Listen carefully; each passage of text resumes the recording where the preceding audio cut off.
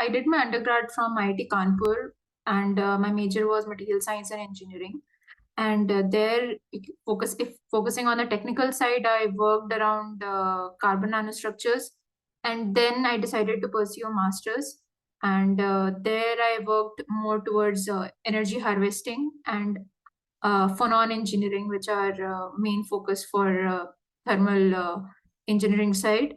And then I decided to, mainly at the end of my fourth year, I wanted to move into the semiconductor industry because I found it intriguing, and that's hence I decided to go for masters and then join the industry. So currently, I'm working with Global Foundries as a yield and integration engineer, where I focus in the process as well as the device performance.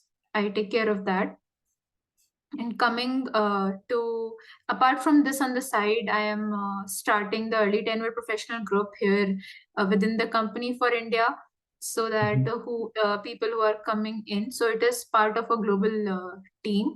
So new hires who are coming in, they can have easy transition and start more a small series or like just kind of that to help with them, because a lot of people, especially in India, undergrads hardly know about the industry, and we need that Right, in the right. coming years. So something around that. And Especially the core industry, right? exactly, core industry is way behind in college, Right, in right. colleges. So it's completely customer service Service focused, right? based. Yeah. Customer service based. Yeah. In the future, I want to move towards more strategy kind of roles. So to that, right now I'm confused in the sense that from a very technical, how do I move towards it? Mm-hmm. I from the one or two experiences of work, 2 years of experience that I have, I understood that I enjoy have working towards a vision or something. I need that, and I am good with problem solving. So few things I understood, and I also enjoy project-based works. This so production right now is more on a, you have a day-to-day task. You have anything it's volatile on a daily basis, right? Mm-hmm. So and it's not adding value in my skill. I'm learning some soft skills which are improving my personal development, but as a whole, I don't have anything which I can show to the world or express that okay, I'm doing something more. So Okay. in Let me that ask you sense, one question then, I think Shta. yeah. Is the global foundries, they work more on like the packaging side of it, or No, no, they no. they do more on They're like the, go ahead. they do the complete fabrication So part. like from oxidation to etching to photolithography. Yeah, yeah, yeah, yeah. Okay. Complete. So they do the complete process, but so you guys buy wafers and from there you Yeah, guys. we get the wafers, and from there we do the complete device fabrication, whole of the chip level, and then packaging as well happens, and testing as well. Okay, okay. So Testing, have started okay, to outsource. okay. Rest everything is here. So this is happening in Bangalore where you are? No, no, no. So we global. What do you do? That's what I meant actually. Yes, yes, yes. So we support, so Global Foundries has multiple fabs across the world. Mhm. So I am supporting the fab based in US. So how it is divided is we mostly take part of the data analysis investigation part, and communication side is taken care of taken care by the counterparts on the other side. So you are essentially assisting, you guys don't do any actual fabrication then in India. No, no, no. We don't do any So you get the fabrication. data and you analyze it and based on that. Okay. Fabs Based on are that, automated. you decide if the yield is better or not, something like that, if I'm not wrong. Yeah, we want the yield to be good. So Yeah, based yeah. on that, we can go down to process as well, where we Got have to make changes. Okay, understood. Other question I have is, so let me walk through. If I understood your question or your the state of mind, if I have to say, is looks like you are enjoying the technical part of it, but at the same time, you want to move. little bit further on business aspect of it, if I understood correctly. Yeah, yeah. Does that I make sense? Or if you can, yeah, I want to narrow down the question so that I can answer it much more. correct. Yeah. Yeah, so I am enjoying the technical part of it. Enjoy when we are discussing, but at the same time, I am just doing my work, right? I am not able to understand. Okay, at the top level, why do they want to do this? Top Okay. level may be too high up right now, but No, no, but at that's a fair question. yeah, at the everything is about business. So why are they doing this? All those Right. questions are always there in the back of my head. Right. So yeah, Okay. I mean, to be honest with you, this is such a relevant question, and I asked the same question when I was at your stage, if I have to say that. And the good thing that since I was working for a startup, for me switching was easy. uh, You can wear 100 caps. You are the one yeah, who is sweeping the floor to you are the one who is giving presentation to CTO. yeah, yeah, But if yeah. you work for a bigger company, um, because everybody is so territorial, they don't want you to, Yes, yeah, they want you to do what you are designated for. They don't want you to, you know, um, move a little bit here and there. So I can understand that. That's why I always say that it's always good to work for a startup when you're starting your career. I gained a lot of insight from that. But anyway, um, so one of the so I will tell you just few couple of things, and then probably come back to your question is at the end of the day you are trying to do try to you're trying to grow where you are, right? And everybody yeah, is doing this. So there are two ways to do it. One is one where you are in, I mean, you can grow technical, or you can grow in managerial positions. The problem, what will happen is, especially, it's not a problem, but there is a barrier that, um, especially in a well-established industries, it's assumed. It's not true, but it's assumed, and I have seen that is they wanted, if you are technically growing, they wanted someone who have a higher degrees like PhDs and so forth. yeah, yeah. You understand That my is, point? And I have seen yeah, that. semiconductor, Yeah, no, no, definitely. in every industry. I used to work for Okay. Rolls-Royce, and all the Oh, fellows. okay, I okay. had a PhD, and all the fellows used to treat me in a different way versus my boss, who had a bachelor's and had a 20 years of experience. Although I was fairly new, it worked in well in my behalf, but who cares? you know. And they were Yeah, like, they use that. That's how they used to treat it. In US is less, but if you go to Asian countries, Japan, China, India, UK, or Europe, it's huge. US, I would say, is lesser, but still, I would say, if you look at all the most of the good companies, well-established companies, if you like the top R&D tiers, they all have PhDs. yeah, So yeah. what I'm saying, the data will tell you something. I'm not saying the bastards are not there, but the data will tell you that if that's how you want to grow, have a PhD. It doesn't means that you will be the best. It doesn't never means that. So that's number one thing. Number two part, as I said, the managerial part of it, right? And so you mentioned that without an MBA part of it, right? So the question here is, I will tell you my story. So when I used to work for Rolls-Royce, it was a startup which was from Rolls-Royce. It was not from Rolls-Royce and LG actually. And one of the thing I had the same question. What happened? What used to happen is I used to go to talk to vendors, and I was the technical person, and I had a background in high temperature materials, and they used to talk about high temperature ceramics and this and that, and whenever there is a technical question comes, they will talk to me. They will I used to go travel. I traveled a lot, Europe and Asian countries. And but whenever it comes to the business part of it, I missed that. Although I was there, but I first of all, I didn't understood what they're talking, because I never spoke that language. So how you are expecting me to understand, right? I didn't understand what supply chain means. I had no idea, right? Mm. And at that point, I realized it might be a good idea for me to do an MBA, and I went it, and because the company was paying for it, and I started pursuing it. And Okay. one of the thing what happens is, at least with me, people who are highly technical, they don't have too much respect for people who have MBAs. They think ये क्या कहते हैं उसको, गप मारते हैं. And that's very true. There is nothing wrong in it. And I have realized that MBA is actually, to be honest with you, is nothing else but more of a common sense. But Mm-hmm. at least you have to learn the language of it.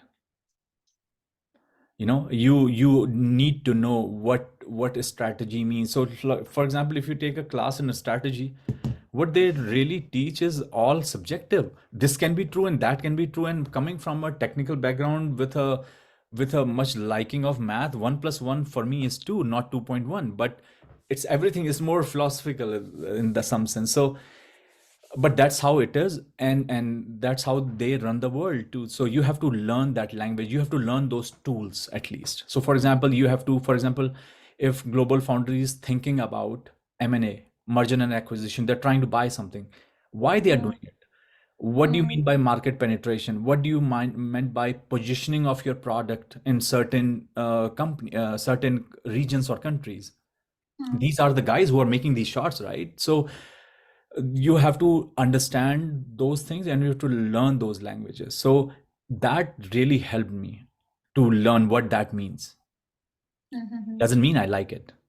I still enjoy my technical part of it, but now I can understand what they're talking. That gave me much better edge. Coming from a very strong background with with a knowledge of a little bit of a business of it. So what you did to teach you in MBA, they will teach you accounting. Accounting is what, how much income is coming, how much you are selling, how much debt you had, how much credit you took. It's all very crude, like uh, sixth grade math. And it's you don't I never enjoyed it, but I understand now what a statement of account is. Mm-hmm. The second thing you will learn is about how to make contracts, how to sign contracts, what are different kinds of contracts, especially if you work for government. It's very important. Program management, one of the biggest thing that everybody does. Everybody says, I want to be a program manager, which is good. I do a part of it. But what is a program manager actually means, what a project manager actually means, what they do. It's just not about telling someone how much work has been done. No, it's much more mathematical. Mm-hmm. You understand my point? So what I'm saying is, you have to at the end of the day, you will have to learn those tools to say, I want to be a program manager. And I would say do it, because one of the things that I advise every student or every person who is in early career to do is spread out, learn as much you can, because the equilibrium will come at the end.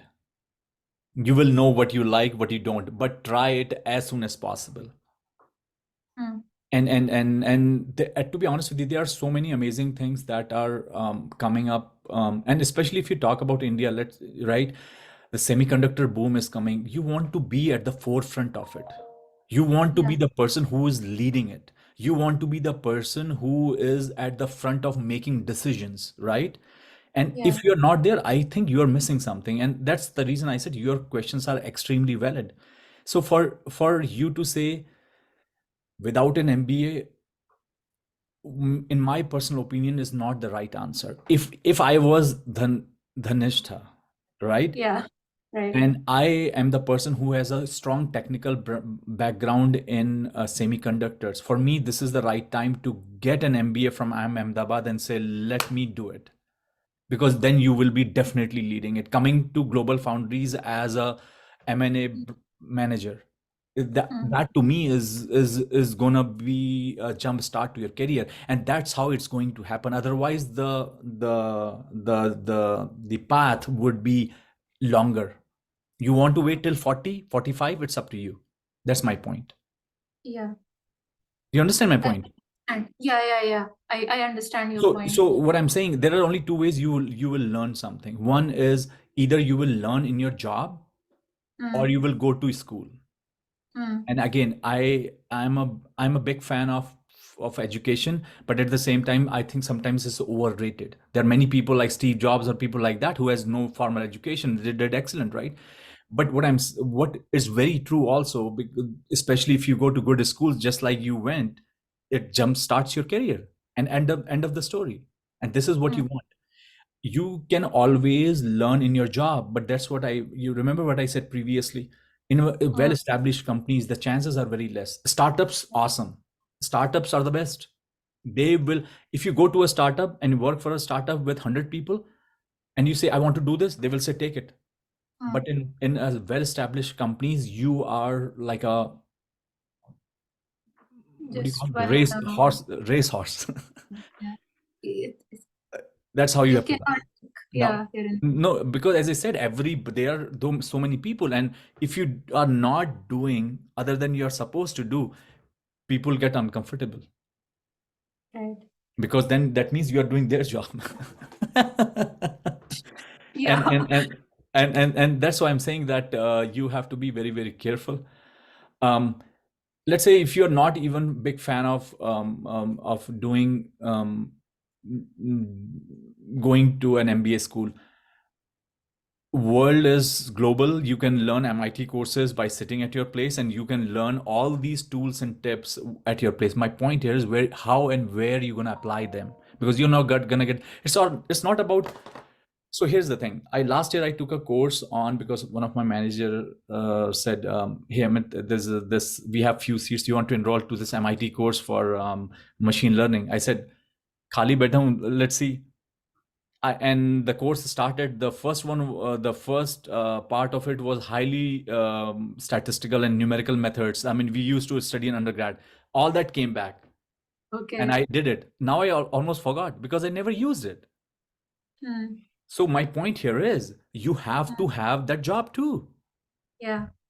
So To let's say use it. tomorrow you go to Coursera and you learn about project management. What are you going to do with it? Next day you're going to forget. Yeah. I So, get it.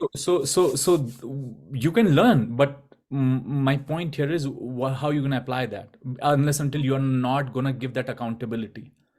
Hmm. And I will tell you, let's say tomorrow, let's say you don't have a project management background at all, but tomorrow Hmm. Global Foundries comes and says, Hanshta, here is the role of project manager because this guy left, and we want you to be proficient within a month. Trust me, Hmm. you will be good in a week. Hmm. It's not about the course you take. Hmm. And I'm pretty sure you will have that situation where they told you to work on something you had no idea, and you did in a week. So it's about your implementation. Your brain start has to work too, right? You have to work on that. So you, what I'm essentially telling you, that if that is the case, then you have to think of whether where you are is the place to be then. Yeah. Otherwise That. the only thing that you can do is go back to school, get a Hmm. jump start, Hmm. and then you will be fine. It doesn't matter, you will be in semiconductor or anywhere, because you can apply those tools anywhere you want. Right. Semiconductor is just a technology, right? Like, for example, Yeah. when I was in Rolls Royce, I used to work for fuel cell technologies. Yeah. Then I moved to ANSYS. I worked on engineering software. Then Hmm. I started working on Lockheed. I worked on space. Your technologies can be different. The tools are the same. Hmm. Right. But yeah, but of course, I will say this is one of the prime industries to work on, at least in today's era. No, undoubtedly, you don't want to work for some technology which is dying, Hmm. like energy sector, semiconductors, your cyber warfare, your space. All these are the technologies that you want to work in. The tools you have are going to allow you to spread around and help you to basically maneuver around and do something great. Yeah. Right. The question about MBA was, I actually wanted to do MBA. That was always in my mind, that after 2 or 3 years of experience I would go for. My aim was that I would want to do from some good school. And question that I don't want to do MBA was for, coming 1 or 2 years. Are my technical experience right now good enough for me to, uh, like, it's been just a year that I finished my MS, and is it a good time for me to again go for a degree? Uh, I mean, in that sense. uh, to be honest with you, that answer is very complicated and only you can answer Uh, because it has a lot to do with your personal life also. The answer is not straight. yeah, You understand my point? right. I can't do Yeah, many things because I have a kid. yeah. That's Hmm. so that's you have to take that decision. What's the right time? Right. For many people, 3 years would be fine. For someone, I mean, I'm pretty sure you will have friends from your Kanpur batch which probably did MBA right after college. Yeah. So what I'm saying is that is something that I don't want to delve into your personal life, but that's what it gonna lead you to answer that question. That's my point. That has nothing to do what I have been in 1 year in this industry or 2 year, because trust me, you can spend 10 years, you will still be learning. Hmm. There is no end part of it, right? Right. So your personal finances, your personal life, everything is going to add up, which going to make you or optimize your function, saying that this is my minima and now I can go in. If I can, if that makes sense to you. Yeah, yeah, it does. It does. Yeah. So, as I said, there is nothing called. I mean, there are certain industries that you can say that there is not. So here's the thing: if you're doing a routine job and it Yeah. feels like routine, time to move on. That's also true. There's a book I will advise you to read from Jeff Welch called Winning. I'm pretty sure Mm-hmm. you can find the PDF on internet, but it's basically in that book it talks about and I like reading that book because when I was thinking of I want to which job should I take? I had a couple of offers. Which job should I pursue when I finished my PhD? I was doing a postdoc actually after that. And I had three offers, one from this startup called Rolls-Royce and LG Fuel Cell Systems. The other one from Bose, that company which makes these Yeah. speakers, yeah. And the other one is company called Alcoa. If you have worked in aluminum, Alcoa is the name.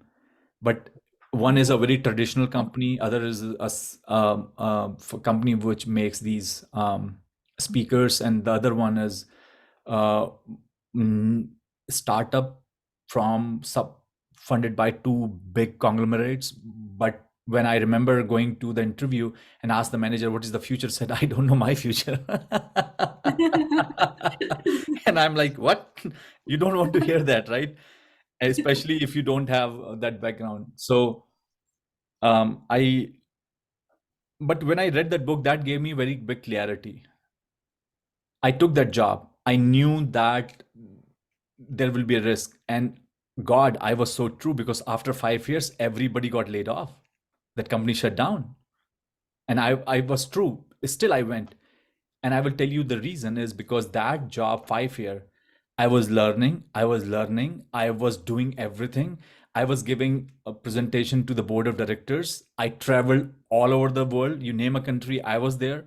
I was at the front of because they were looking for a problem on some high temperature metal, and I Mm, was the only person. So I was at the top, and that confidence still I have it.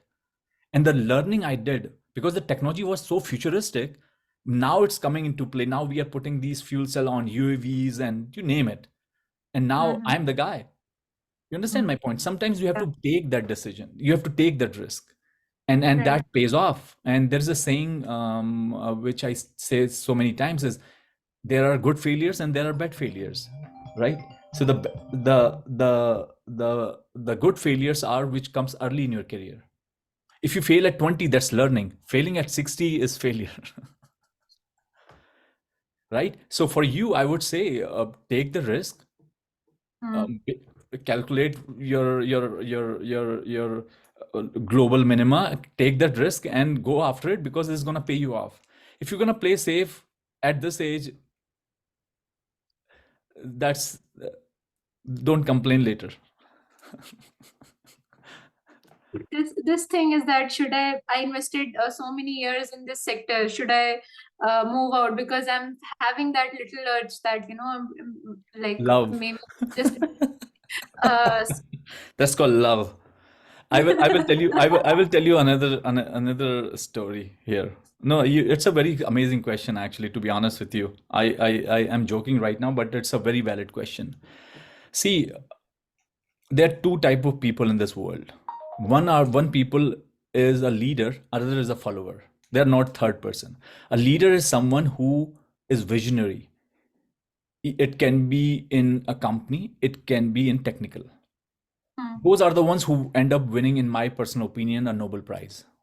mm, You got to decide, are you that person? I was not. I made that decision. It paid me well. mm, You can trust me, there are so many amazing things in this world that you have no idea. So for me, I never loved one thing. For me, after 3 years, time to move on.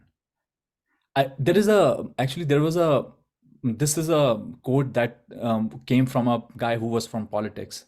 I mm, won't tell the name of it, but that person was very amazing in his career.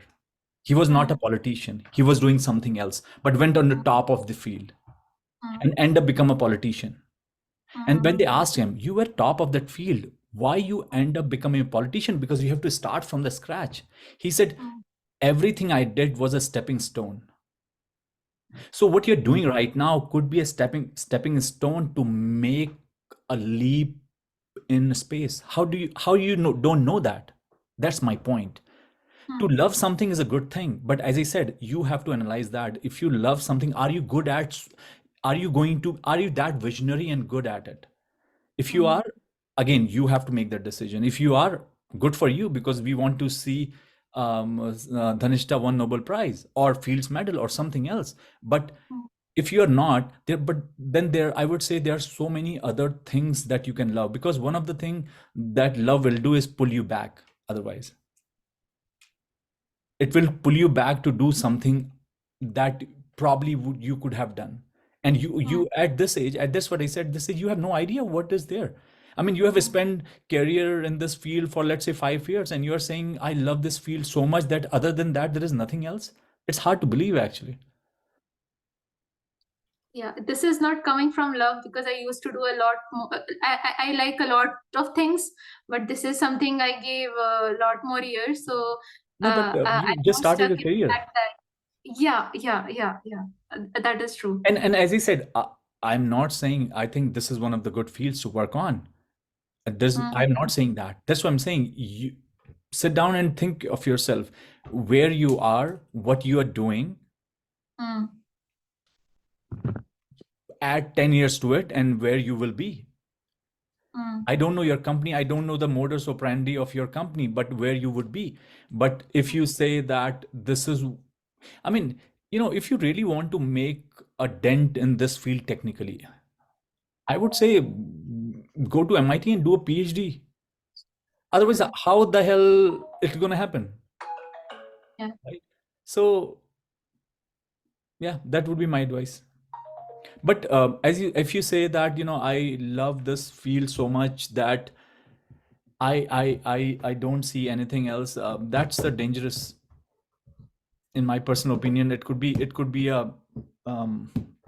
it could be a dangerous precedent in terms of your career, because then sometimes what happen is, you don't know many great things that are there. Mm, I completely agree with you what you said, because I was the same way. And actually, I was the same way, but not in that sense, because one of the things that happened early in my career, like my undergrad was in mining engineering from BHU. okay. Then I came to US, did my master's in civil engineering. I Okay. got bored. Then I went to do my PhD in mechanical engineering. So I moved around so much that for me, but one thing I always loved is materials. For me, material is a material. I don't Mm, distinguish between ceramic, a rock, mm, or a semiconductor. For me, everything is material. The physics is the same, mm, right? So I would say that whatever you have learned would would you'd never know how helpful it would be to deliver something amazing. But where you are from your, just from a standpoint of your academic structure, you have bachelors and masters. It will be tough to say also. You Yeah. probably need another push. Yeah, Mm. I would say. If you are thinking technical, then for sure. Because otherwise, how would you be competing? Let's say tomorrow somebody from a PhD from Harvard on semiconductors comes, or from Stanford, and sitting next to you start to talk. Let's say even if you have bigger, more knowledge, people are going to listen to him or her, right? So,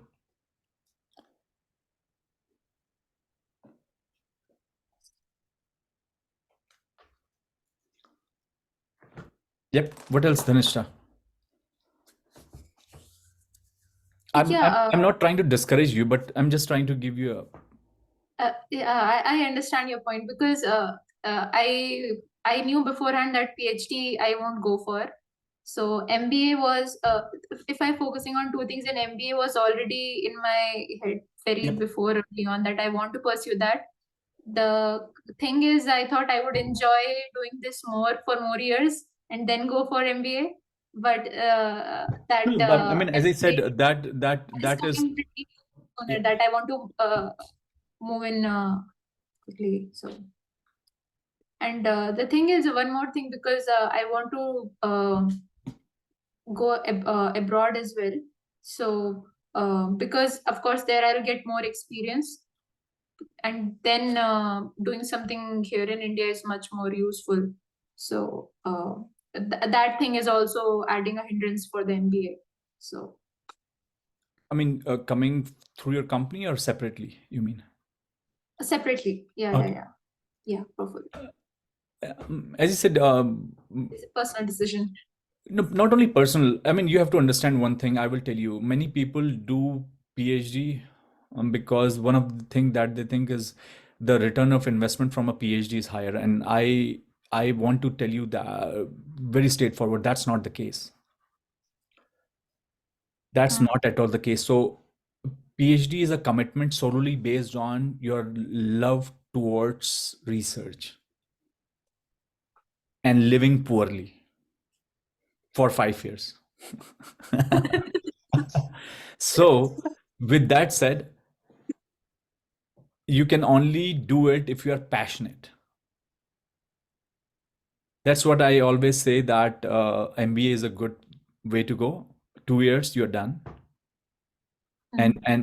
And then you can be at a place within a company where you are technically strong, because you know that, and then at the same time you have a management degree. And one of the thing I will tell you, you're not talking about working for a Walmart, because you're talking about working in a STEM company. For them, a person who has a technical background with an MBA has a high value. Mm. Don't get me wrong. So that's what I'm saying. The return of investment, in my personal opinion, working in a companies who are STEM related, like for example, aerospace companies or space companies, or semiconductor companies or technical companies, all these the people who Mm. have a relatively, I would say, masters or a bachelor's with an MBA, I think it has a high value. So just from the money point of view also, I think the return of investment is good, and Okay, there is nothing wrong with that. okay. So I mean, you can always do PhD. It's fun, but just make sure that you know what it is, what you're getting into. Yeah, Yeah, PhD is a commitment. So, yeah. And I did it by an accident because I loved it. okay, I knew in my second year I will do of my undergrad, I will do a PhD. I was okay, sure, okay. because I got a very good advisor and he guided me. And I was publishing research papers when I was undergrad. I was doing things. We were going to ISC Bangalore, doing internships and publishing papers there too. So I was very Right. much into. I like what do you call racehorse that I have to do a PhD. So I was very clear, Okay. and that kept me through. But if I look around my friends who were doing PhD with me at the same time, one of the thing I would say is that motivation was missing. They did it because they had nothing else to do, or they did it by an accident or something because of they couldn't find a job or something, or probably they had a wrong idea what PhD is all about, right? Right. So what I'm saying is like if you and then of course you want to do a PhD with a person who has certain value. Going into a PhD is a very getting admission into a PhD is an easy thing. Getting into a PhD at a right place with the right advisor which can motivate you and really make you a person whom you're not your inquisitiveness Yeah. really value it, and it's a very important thing. So where you are going, which the person is, and all that is extremely well is very valuable. So if you decide to go to it, that could be a separate discussion, but um, choose the right group and the right person is extremely important. Yeah. PhD is out of the box for me, just to keep it. Yeah, I mean, as I said, PhD is a different beast. There was one person used to say, one of my advisor, he gave a very good example. He said, masters is something you say, I repeated this experiment, and here is the thesis. You get Mhm. masters. PhD is creating something new. Mm. That the word new is where Yeah. you get fun.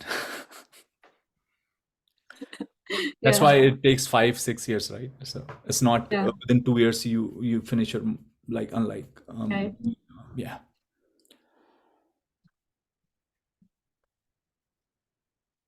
Yeah. So Actually, we are getting out yeah. of time also, but Dhanisha, nice talking to you. If do you have any Thank questions? you so Sorry. much. Yeah. Go ahead. I was No, I going said, to. do you have any more questions? We are getting out of time. I have to talk to another student actually after this. So Okay. Okay. No, I'm good for today. okay, Thank you so cool. much. It was really amazing talking to you. Yeah, no, no, Uh, no problem. It was pleasure. I always enjoy talking to people who are motivated. So it's fun. how did you start with this? I want to know what was your motivation behind this and doing this kind of thing. Oh, this I just want to help people. Hmm. Hmm. And I guess one of the thing that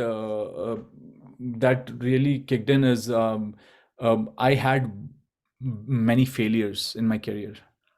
Hmm. I talked about my I got laid off and things like that, and then I realized is if I can help people, would I mean the journey? I mean, there is a saying from what is his name, Steve Jobs. You can look back and connect the dots, right? So I can see things, and if that helps you, that's a great thing, right? Yeah. So yeah, That's Dhanishta, it. keep in touch, and whatever you do, send me an email, okay? Definitely. Thank you so much. Yeah, See no you. problem. Bye. Bye.